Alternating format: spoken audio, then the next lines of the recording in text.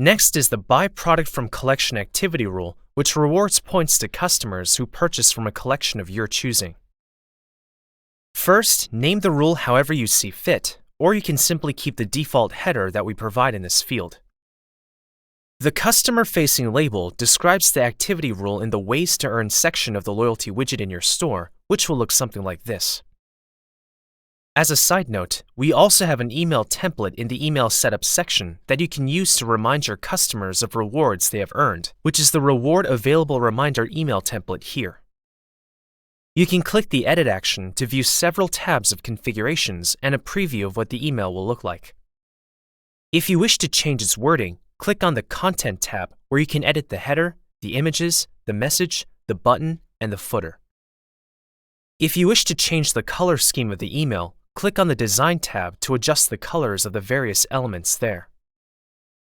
This can be done either with a color picker interface or using the RGB fields in the same panel if you had a specific color you wanted to use in mind.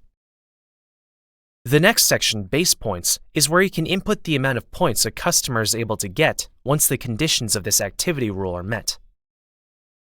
Following that is Collections. It contains this button that will bring up a drop-down menu displaying all the collections you set within Shopify once clicked. Although only one collection can be selected for this activity rule, it can be edited later on down the line to another one if you choose to do so. Then there's the Notification section, where you can input a message customers will get when they get said points. Finally, in the Rules Status section, you can select to set this activity rule as either active or inactive. If you are looking to provide a loyalty program and rewards as soon as possible, you can set it as active. If you do not have an immediate need for one, however, but are looking to provide one later on down the line, you can set the reward up as a draft by selecting Inactive.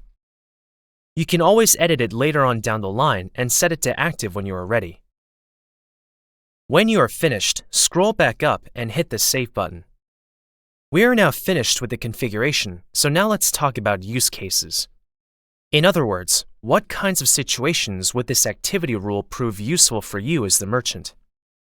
The use cases for this rule are quite similar to those of buying a specific product.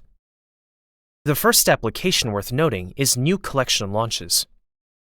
If you introduce a new collection of products into your store, you may want to direct your customers' attention to it to help drive sales, and this activity rule can help with that. The other is a targeted sales strategy. If there were a specific collection of products in your store that you wanted to sell out more quickly than others, this rule again will come in handy.